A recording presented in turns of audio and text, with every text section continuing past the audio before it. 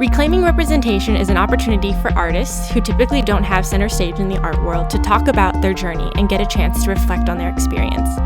It really is just an excuse for me to talk to artists who I really admire, artists who are contributing to social change, artists whose work is honest and authentic. Throughout the series, I'm going to be trying to answer the question, what is the artist's role in dismantling systems of oppression, and how can creatives be more socially responsible? Nova, you're standing on my computer. Yes, okay, we're gonna do this again.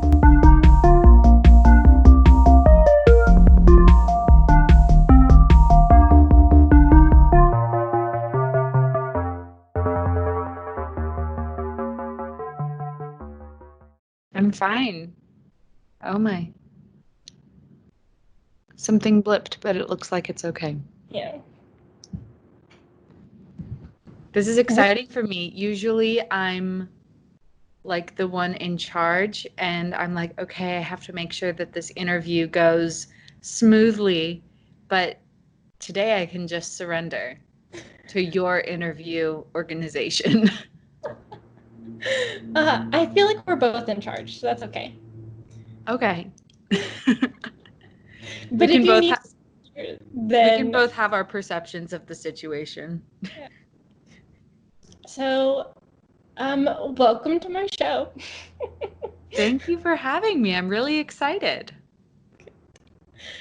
Yeah, and I guess we should have discussed beforehand. So the purpose of this is going to be twofold. I'm starting a podcast. Yes. This is the first episode. I'm wanting to interview creatives and artists who I think are also activists, and they could also identify as activists, but I see that the work that they're doing as creating social change. So I want to do a little intro to who you are, start with your name, your pronouns, and maybe something that we all need to know going into this interview about you before we begin. Okay. My name is Robyn Wheelock. She, her. I have thought about it. And although I think that womanhood is complicated and it's broad and it's not for everyone, but within the wide reaches of like types of women in the world, I feel like there's space for me and I feel comfortable there. So that's what I've got for the time being.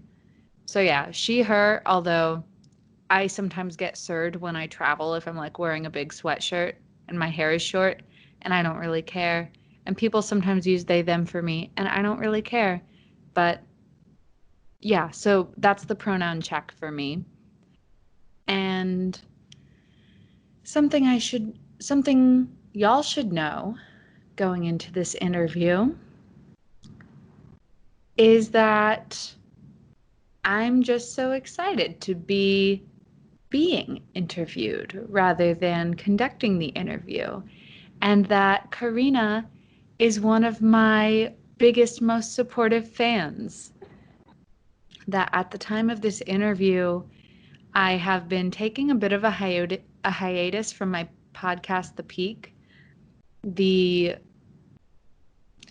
Black Lives Matter resurgence after the death of George Floyd made me want to take a break for a little while, in part to just not be taking up space on people's feeds. I was like, people need to be doing anti-racist work and activism right now, including me. And I wanted to investigate. I'm like, okay, what can I do within my greater world and lived experience to become more anti-racist actively?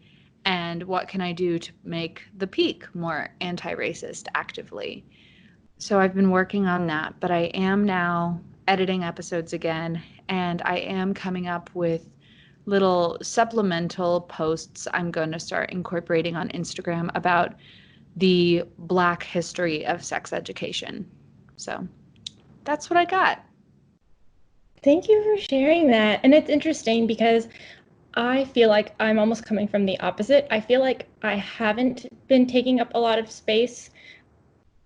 The Black Lives Matter movement and the murder of George Floyd, and seeing people collectively wanting to actually do something about it instead of just talking about how racism exists, really made me want to do something. And I think this is why I'm doing this project, is I want to see what other people are doing, give myself a look into, by seeing what other people are doing, like kind of get ideas on like how I can also do more, but really highlighting the fact that we just need to be more authentically ourselves. And that means knowing what our space is and what we have in our control and making that change there. So like you have the peak, and so this is your opportunity to make it anti-racist. Yeah, there's a lot of things happening right now, and it is exciting to see and experience, I think. Yeah. There is a lot happening, and it is very exciting and necessary. I agree. Yeah. So I think that sets us up with a nice transition. So I kind of want to know a little bit more about why you started the Peak, what that experience was like, and maybe what are some of the things that you've learned going through that process of making your podcast? Sure. So the peak was inspired by another internationally largely digital activist movement, which is the Me Too movement. In fall of 2017, the Me Too movement went viral. It was actually started many years earlier by a Black woman named Tamara Burke. But it went viral in 2017, and lots of celebrities were posting Me Too and talking about their stories in the film and entertainment industries. Lots of people around the world were just telling their personal stories. And I thought it was amazing. I was astounded that it actually made change happen. Like Harvey Weinstein was going to court and Bill Cosby went to jail. I feel complicated about that particular one from an abolitionist standpoint, but that is a conversation that we can continue to have over the quest for prison abolition. Mm-hmm. But given the system that we have, several big name abusers and rapists were faced with consequences, whether or not they were necessarily justice. Lots of people who'd been abusers for a really long time finally faced consequences of some kind. And I thought that that was really remarkable. And something I loved about the Me Too movement was that people were talking really frankly and openly about their sexual traumas and about things that had happened to them. And I was excited to see that. And I wanted to contribute to it by making a place and a platform for people to talk about what sex looks like when it goes well, and when everyone involved has a good time, and when people maybe connect to each other in a meaningful way. Maybe they're just having fun, who knows? But the consent is there, the pleasure is there, it's good sex. I wanted to make a place for people to talk about that. And I was working in a coffee shop in Norman, Oklahoma at the time. And I just looked over at my coworker and I was like, I think I want to start a podcast. And she was like, oh, that's cool. What's it about? And I was like, I want to make a podcast where people can talk about good sex. She's like, that sounds great. You should do it. So I was like, well, I don't really know how, but I guess I'll figure it out as I go along. And that's exactly what I did. I bought myself the microphone, actually, that you see before you. This is a Blue Yeti microphone, and it's pretty good. It's not perfect, but like no microphone is perfect. I just like that it's easy to use. And I downloaded Audacity and I started having in-person interviews with people. Excuse me. And occasionally recording over Skype as we are doing now. And My very first interview was with a friend of mine named Des, who is a like two-spirit indigenous, very queer, poly, kinky, and very like open book type of person. They will just like go off and it's great. And so I was like, I won't have to pry with Des. I can just like ask them my questions and sort of feel through this first interview. And so the very first interview is very different than the way I conduct my interviews now. I had like 12 planned questions, and now I typically just have 5 planned questions, and I ask follow-up questions throughout, just based on what a person's response is, because I find that it's more useful to have just a few really broad questions, and I allow my guest to lead me down their road, and I follow them and ask for follow-up questions. So yeah, the show has changed a lot. I now try to keep it between 45 minutes and an hour. I've had some episodes that were as long as an hour and a half, which is a little longer than I think most people want from a podcast. And yeah, over time, I have developed my 5 main questions, which are tell us about your sexual identity and personality. Tell us about the first time you had sex or a significant early sexual experience. Tell us about your best time or times, things that stand out in your memory. Tell us about what you think makes good sex good. And tell us about what you have learned from sex and about sex since you've started having it. And another thing that's shifted since I've started doing the podcast is it started out with mostly just my friends. And over time, I've reached out to researchers in sexual violence prevention, sex educators, sex therapists, and sex workers, a wide variety of people. And I'm looking to continue to expand the types of people I have on the show and just make it as varied as I can. Because the world is very varied. And also, there are people that study this and have a lot of expertise. And I was actually really impressed when you opened up your podcast to interviewing different, what we can call experts, versus people who are just experts in their own experience. So that was pretty cool too. Yeah, Thanks. I agree. So this series is interviewing people who either identify as artists or maybe don't exactly identify as artists, but I think are artists. So I'm curious, do you see yourself as an artist? At this point, I definitely do. And when did you begin? What was that process like of beginning to see yourself as an artist? And what does it mean to you to be an artist?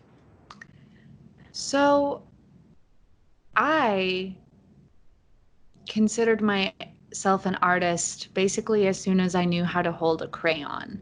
As a kid, I was really, really into visual art. I was always drawing or painting or singing something. I was very expressive. I'm a writer too. And so basically, as soon as I knew how to write things, I started writing stories. And all through childhood,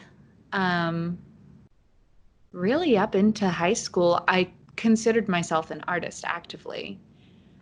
In college, I began to think of myself less so as an artist, which in retrospect is funny because even though I wasn't doing personal sketching and painting for myself, and I wasn't like writing short stories for myself, I was still actively working in the theater department as a production assistant, which in my case was my work was predominantly painting the sets. So I was literally painting all the time, but I still went through this period where I didn't consider myself an artist anymore, or I didn't consider myself a real artist.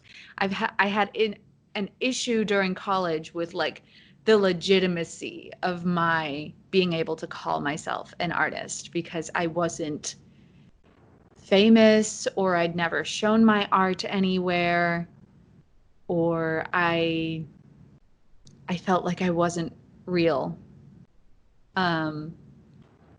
But I'm an artist because I like to make art of all different kinds. Like the summer after my freshman year of college, I got together with one of my friends and I was just like, hey, I want to make a play.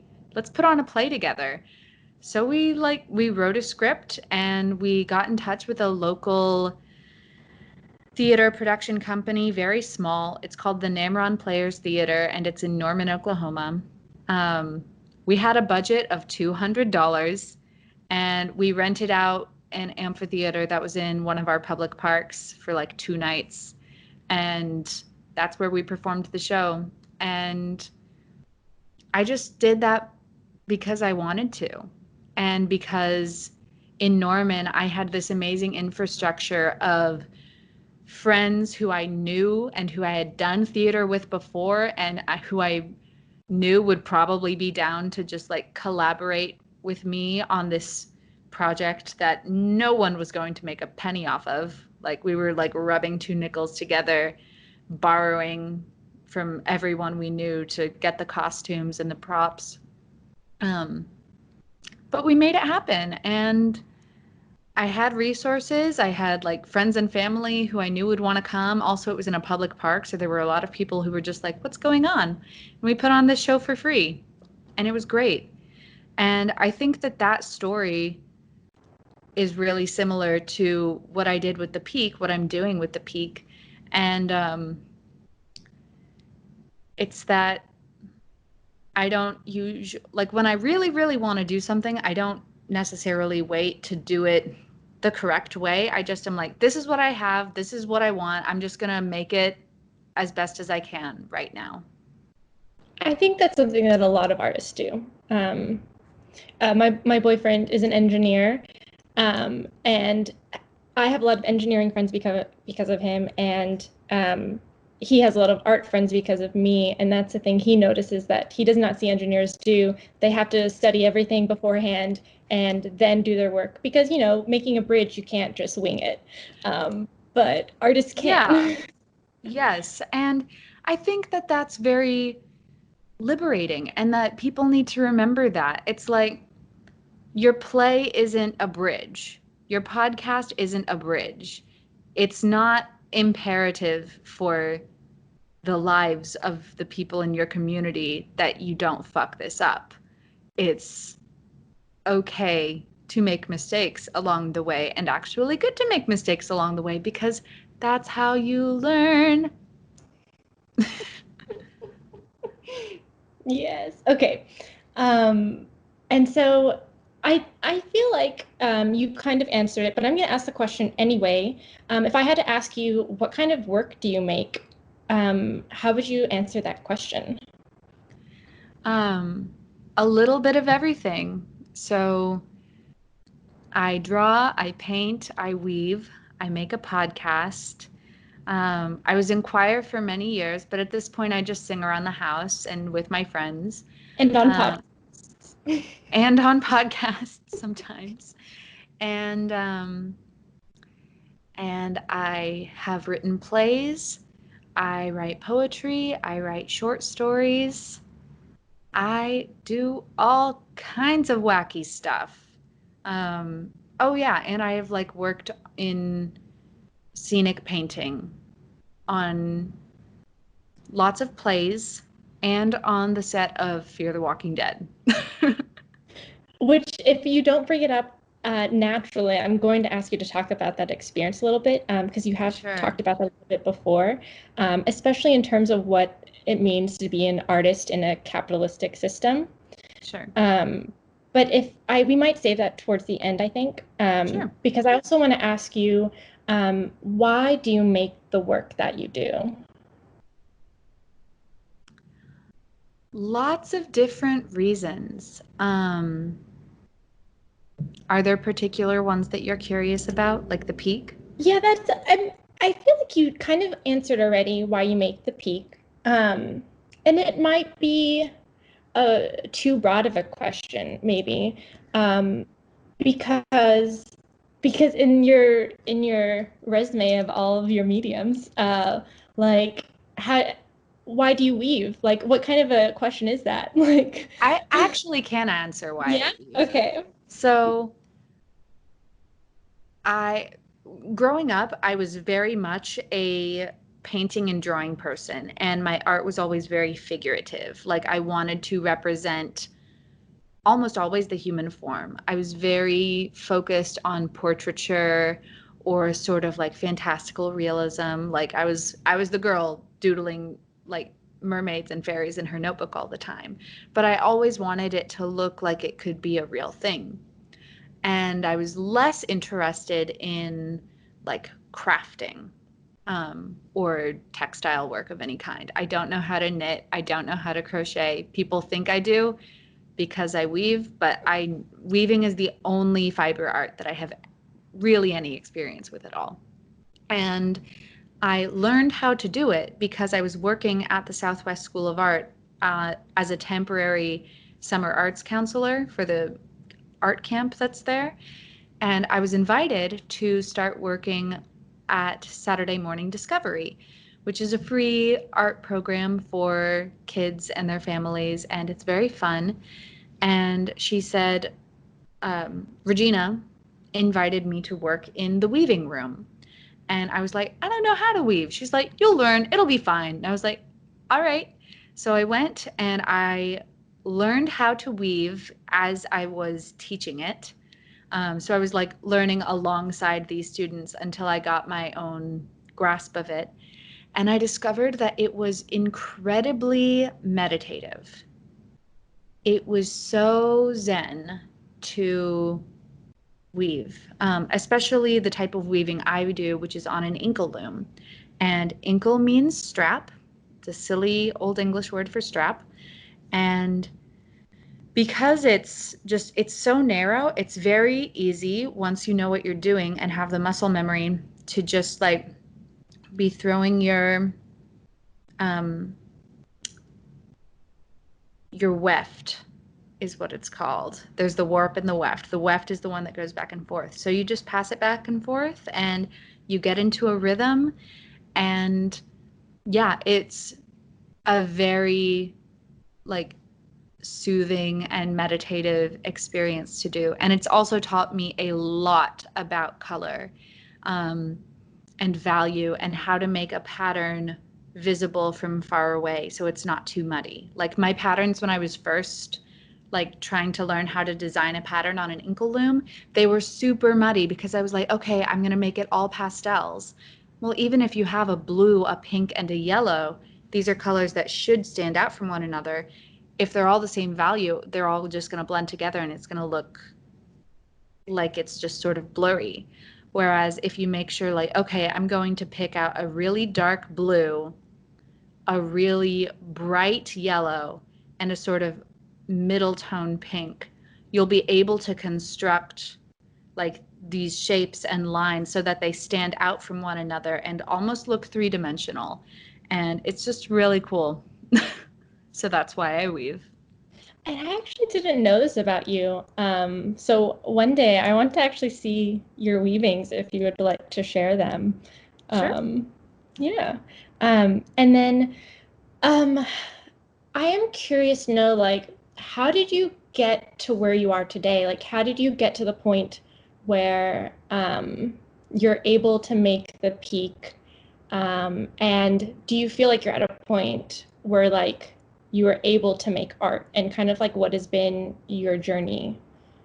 I mean, for what it's worth, I feel as though the peak is still an ongoing process and it still has room to grow in terms of like sound quality, like the day I get to actually record in a recording studio and not in my bedroom or via Skype, will be a very exciting day for me.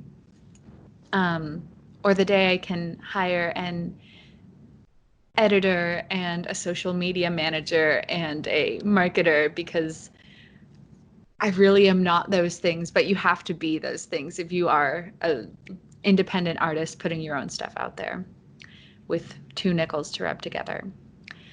Can you repeat the question? Yeah, really my question is like, how did you get to where you are today? And specifically in terms of like where you are as an artist, but also like where you are as a human, but I feel like that is a longer answer. Okay. So, interestingly, I felt a bit disconnected from my art other than weaving and my writing for a while. I didn't feel very motivated to do it. I was writing through different chapters of working contract jobs and then having a period of unemployment, or starting a job and it not working out, and again having a period of unemployment.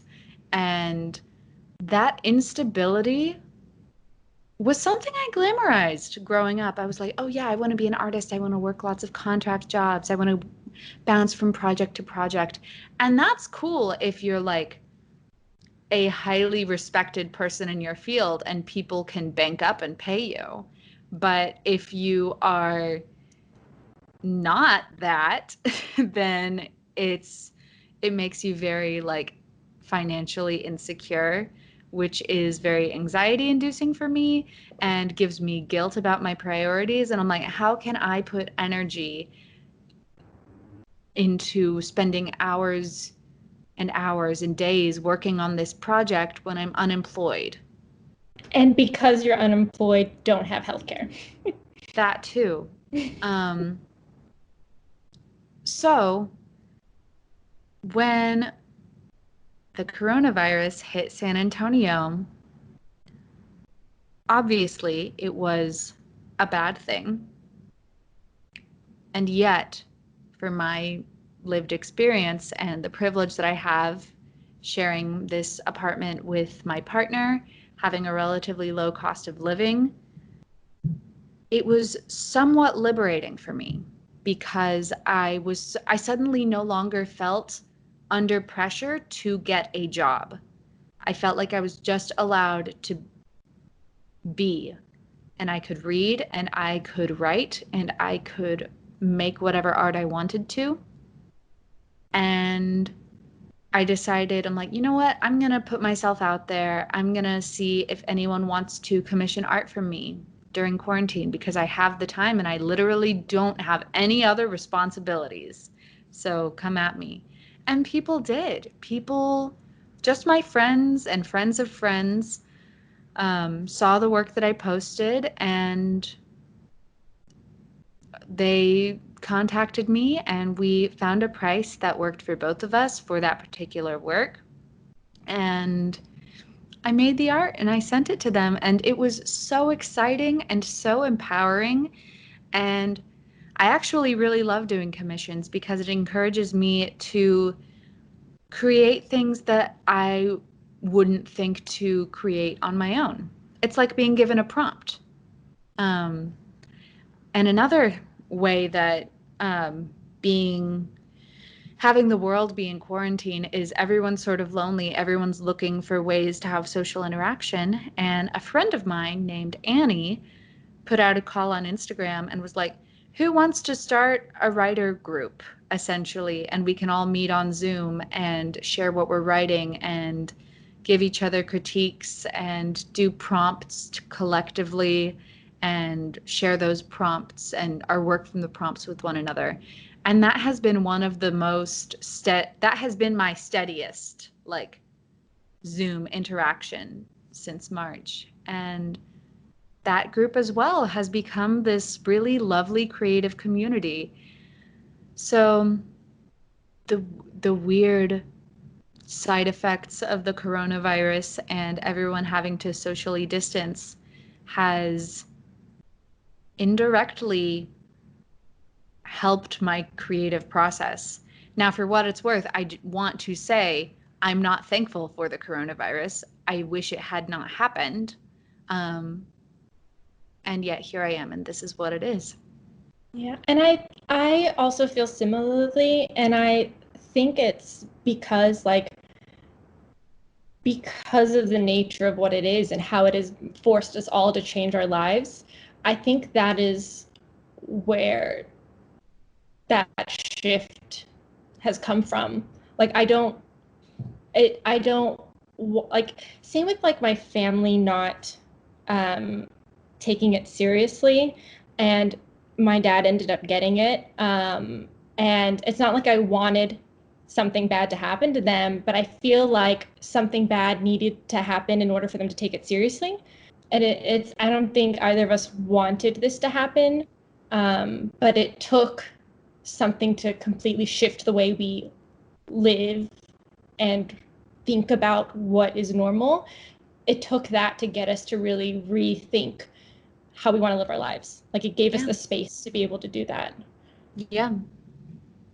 And that kind of leads me to my final question, well, actually, second to last question, because I want to know a little bit more about like what is your personal art community like, and like your support system, and that could be personally, but then also maybe locally, or even like beyond that. What does that look like for you?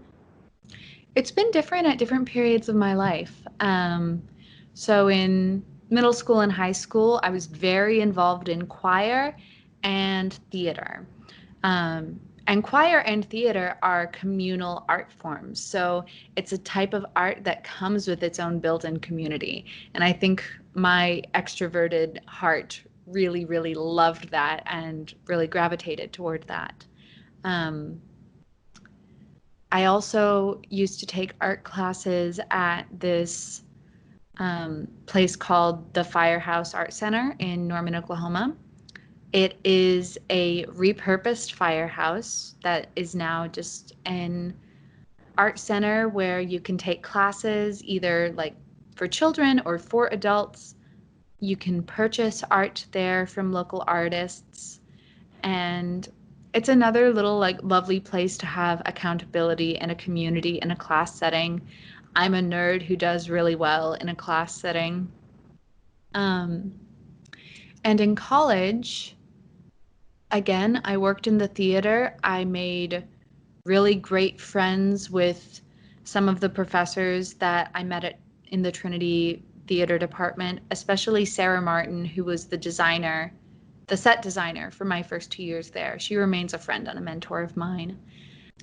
And at this point, my creative community is that group of writers that I mentioned earlier.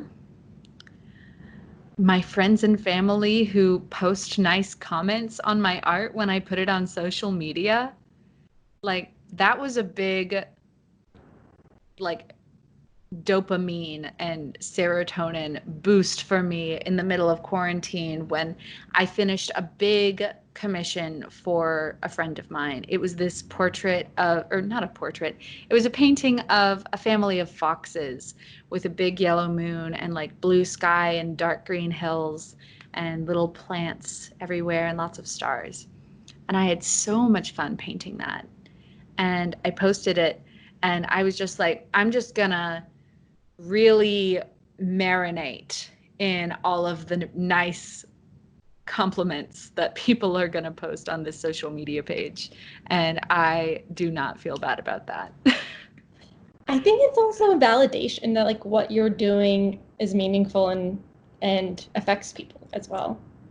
Yeah, it feels good to have people look at something I made or listen to an episode I created and have them either enjoy experiencing what I made or be moved by it or be provoked by it or just be affected by it in any way. So yeah, that validation, especially when in such an isolating time, is really worthwhile and beneficial, and I would take it and enjoy it when I can. Hmm. And then where do you see yourself going? And you potentially could have something in mind, and I'm curious to hear about it. And if you don't actually know, that's okay too. Sure. So, I want to continue doing the peak. Um, I'm actually really interested in going back to school and getting a master's in social work and eventually becoming a licensed clinical social worker so that I'm able to provide therapy to people. I think that it is a job that I would be good at if I was given the training and knowledge to be a skilled therapist. And I think it is a type of labor that would be really sustainable for me to perform. I think I could be happy and satisfied in that job as a way to sustain myself and as a way to provide care and resources to my community. Um, it's also something that I could do in conjunction with the peak, because I'm also interested in getting certified as a sex therapist. And I would like to have that be a part of my practice, and I could have the peak as a side project that sort of works in as a side project that complements that full-time job. And in regards to my myriad of other artistic passions, I plan to continue to write and draw and paint. I have several children's stories that I've written in the last few years that for a while I was planning to try and get published and have the publishers just like find whatever illustrator they want for the story, which is usually what happens if you're an author who is not also an illustrator. But in the last few months, with the painting I've been doing, I have started to reconsider that and think to myself, I'm like, you know what? I think I actually could like be an illustrator and promote myself as a children's author illustrator to produce these projects. And I plan to just continue to weave and paint and write things I care about. And then if products come of them, that's cool. If people want to commission from me, that's awesome. Um, but it's also really important to me to set aside time to just paint or write for myself because it is a part of my spiritual experience of the world. Creating art and experiencing the art of others is definitely part of my spiritual practice. And I think that it's important for me to find ways to honor that and set aside time for that. Yeah, that makes so much sense. I am excited for you on that journey if you end up becoming or getting your license in social work to be a therapist. That makes complete sense. Thank you. Yeah, and so you mentioned labor, and I think this comes to the last part of this podcast because I want to talk very specifically about how in your work are you actively working to dismantle systems of oppression, and that could look like um, making the peak more anti-racist in order to dismantle white supremacy.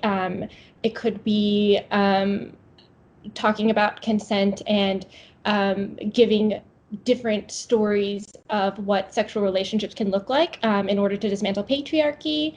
And then it also could be ways that you work as an artist and exchange resources as a way of dismantling capitalism. So I'm curious, from your perspective, what you can add to that.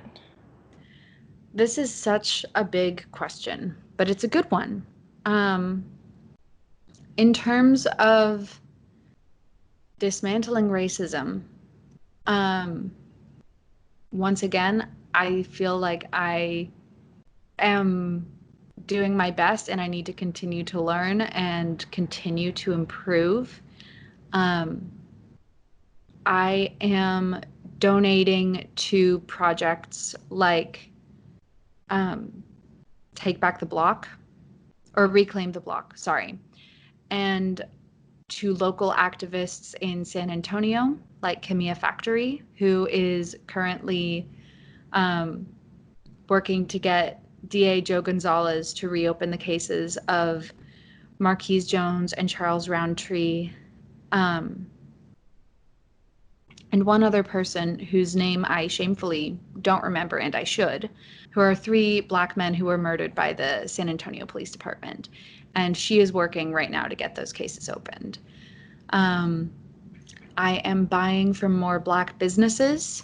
I am avoiding as much as I can purchasing things from companies that profit from prison labor, like Starbucks and Walmart and Amazon, and like the list goes on.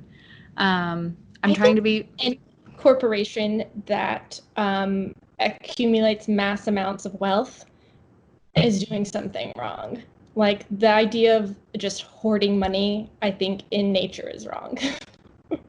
So yeah, I'm donating, I'm learning, I am reading Black authors, including Octavia Butler and Toni Morrison. They're both some of my favorites.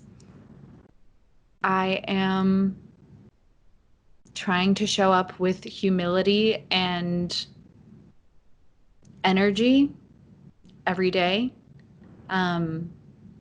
because I was raised in a racist world, and I, like everyone, am racist. And so it's about acknowledging that and working to do what's necessary to keep Black people alive. So that's what I have to say. There's probably a whole slew of criticisms that I may receive from that. And you know what? I welcome them. I would love to receive them. In terms of capitalism, I'm always down for an art trade. I love trading art with people. Someone asked me if I could make her some shoelaces, weave her some shoelaces, and she would embroider a bag for me. And I was like, hell yes. My work comes on a sliding scale based on like the size of what someone wants, what I understand their income to be. And so I play it by ear. If someone's interested in my work, I don't want money to be an object in terms of their ability to get something from me that they enjoy. But I also want to be paid for my labor. And in terms of patriarchy, which can lead into the cis heteropatriarchy, I have conversations with my friends and my partner and my family members pretty frequently about like the division of labor within the house and sexual mores and expectations and just like sexism and homophobia I see in the world, in the media. Quick plug for Disclosure, which people should watch on Netflix if you have Netflix. And I do think that part of what I'm trying to do with The Peak is get people to question, like, how do I feel about sex? Do I understand consent? Am I practicing consent? Are there ways in which I need to improve my consent practices, not just for the protection of myself, but for the protection of my partners? So yeah, it is my hope to get more straight men on the show, which I never thought I was going to say. But by nature of many of my friends and colleagues being women and queer people, I have largely had just women and queer people on the show. And I want to include straight men in the conversation about sex because you know what?